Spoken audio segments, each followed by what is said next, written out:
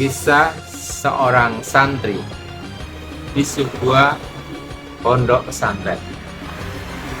Dia santri baru dengan semangat yang berkobar-kobar, dengan giroh yang berkibar-kibar.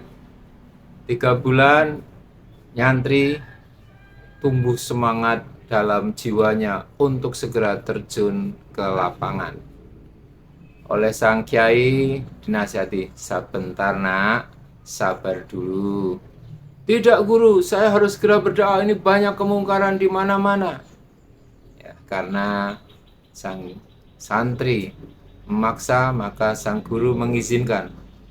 Dalam hatinya sang guru masih merasa berat karena ilmu pengalaman sang santri masih jauh dari harapan. Akhirnya datanglah sang santri mengikuti sebuah kegiatan dakwah. Saat itu qadarullah ada khutbah Jumat yang disampaikan oleh seorang khotib yang banyak menyampaikan hadis-hadis yang dhaif, hadis-hadis yang palsu. Maka sebagai seorang santri yang merasa punya tanggung jawab yang sangat besar, maka dia kemudian protes. Pak Khotib, tadi apa yang disampaikan Pak Khotib itu banyak sekali hadis-hadis yang dhaif, yang palsu. Pak Khotib banyak mendustakan. Nah, maka sang khotib merasa dia masih berkuasa di situ. Dia mengatakan kepada jamaah, "Hai jamaah, lihat itu ada orang yang menentang dakwah. Silakan Anda urus." Maka berbondong-bondong orang memukuli dai muda yang baru nyantri 3 bulan. Akhirnya sang santri ini babak belur. Maka dia akhirnya pulang ke pesantren, lapor sama sang kiai. Pak Kiai, ini Pak Kiai, saya luka-luka. Kenapa nak? Saya kemarin menyampaikan dakwah amar ma'ruf nahi munkar. Saya menyampaikan kepada sang penceramah bahwa yang disampaikan hadis-hadisnya itu palsu, dhaif. Oh gitu. Ya itulah pentingnya pengalaman, mahal harganya. Ya, besok kalau kamu udah sembuh, akan aku ajak jalan-jalan di area dakwah. Nah, betul, ketika sang santri sudah sembuh, maka diajak oleh sang kiai menyimak bagaimana berdakwah dengan hikmah.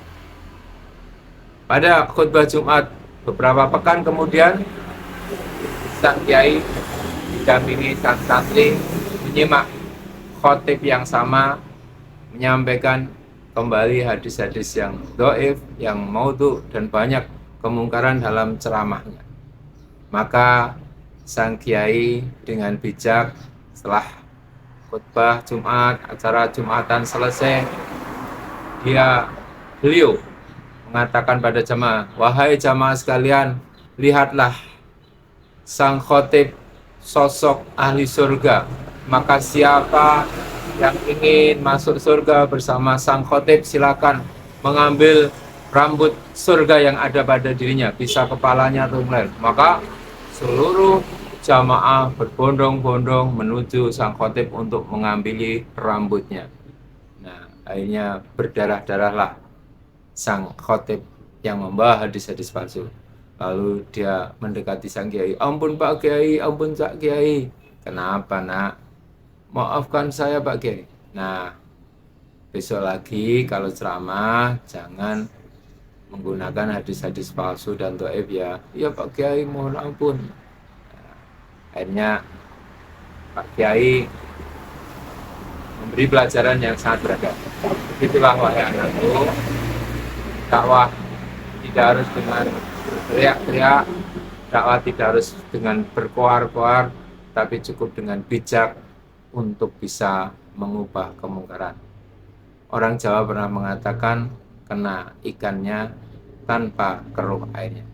Semoga kita bisa memahami realitas, terutama di bulan Ramadan ini, agar kita bisa terus berdakwah dengan bijak, dengan cara-cara yang simpatik, tegas dalam prinsip, simpatik dalam penampilan, karena ikannya tanpa keruh airnya. Itulah dakwah.